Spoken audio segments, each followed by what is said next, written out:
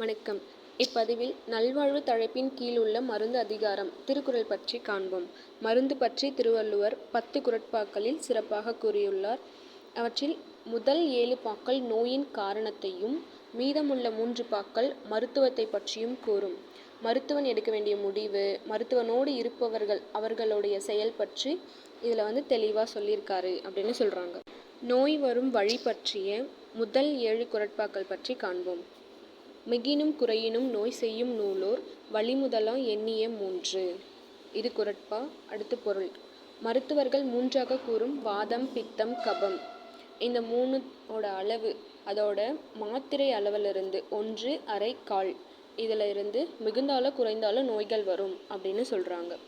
அடுத்தது தீ அளவின்றி தெரியான் பெரிதுண்ணின் நோய் அளவின்றி படும். ஒருவன் தன்னோட பசித்தீயின் அளவுக்கு ஏற்ற மாதிரி உண்ண வேண்டும். அதற்கு அதிகமாகவோ குறைவாகவோ உண்டால் நோய்வாய்ப்பட நேரிடும் அப்படின்னு சொல்கிறாங்க. அடுத்ததா அற்றால் அளவறிந்து உண்க அத்துடம்பு பெற்றான் நெடிதுய்க்கும் மாறு. இதில் என்ன சொல்கிறாங்கன்னா, ஒருவன் தன் உடம்பிற்கு ஏற்ற உணவை அளவோடு உட்கொண்டா நோயில்லாத ஒரு பெருவாழ்வு வாழலாம் அப்படின்னு சொல்கிறாங்க. அடுத்து அற்றது அறிந்து கடைப்பிடித்து மாறல்ல துய்க்க துவர பசித்து. ஒருவன் தனக்கு சேரக்கூடிய உணவு பழக்கங்களை கடைப்பிடிக்க வேண்டும் அப்படின்னு சொல்கிறாங்க. அடுத்ததா மருந்தன வேண்டாவாம் யாக்கைக்கு அருந்தியது அற்றது போற்றி உணின். நம்ம உணவை ஆராய்ஞ்சு அறிஞ்சு அளவோடு சாப்பிட்டோம் அப்படின்னா இந்த உடம்புக்கு மருந்து அப்படிங்கிற ஒன்று தேவையே கிடையாது அப்படின்னு சொல்கிறாங்க. மாறுபாடு இல்லாத உண்டி மருத்துண்ணின் ஊறுபாடு இல்லை உயிர்க்கு. இந்த உடலுக்கு ஊறு செய்யாத உணவு வகைகளை தான் நம்ம கொடுக்கணும். மற்ற வகை உணவை நம்ம மறுத்தோம்னா இந்த உயிருக்கு எந்த விதமான நோயும் என்பதில்லை அப்படின்னு சொல்கிறாங்க. இழிவறிந்து உண்பான்கண் இன்பம் போல் நிற்கும் கழிப்பேர் இறையான்கண் நோய். உணவுகளோட நன்மைகளை அறிஞ்சு உண்பவங்க கிட்ட இன்பம் நிற்பது போல அதை அறியாமல் தீய உணவை சாப்பிட்றவங்க கிட்ட நோய் நிற்கும் அப்படின்னு சொல்கிறாங்க. அடுத்ததான் மருத்துவனின் இலக்கணம் பற்றி கூறும் 3 குறட்பாக்கள்.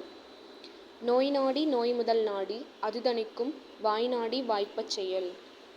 இதில் என்ன சொல்கிறாங்கன்னா, மருத்துவன் நோயை அறிஞ்சு அதற்கான முதற் காரணத்தையும் அறிஞ்சு அதன் பிறகு அதை நீக்கக்கூடிய மருத்துவத்தை செய்ய வேண்டும் அப்படின்னு சொல்கிறாங்க.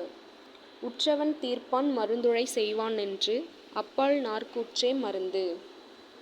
நோய் உற்றவன் அதனை தீர்க்கும் மருத்துவன், நோய்க்குரிய மருந்து செய்பவன், அதை தருபவன் என 4 மனிதர்களை சார்ந்தது தான் மருத்துவம் அப்படின்னு சொல்கிறாங்க.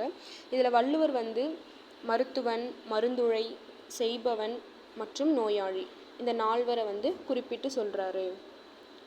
உற்றான் அளவும் பிணியளவும் காலமும் கற்றான் கருதி செயல். நோயுற்றவனோட உடலின் தன்மை, பிணியின் தன்மை, நோயுற்ற காலம் இது எல்லாத்தையும் கருத்தில் கொண்டு தான் ஒரு மருத்துவன் பிணி நீக்கமே செய்ய வேண்டும் அப்படின்னு சொல்கிறாங்க. தேங்க்யூ.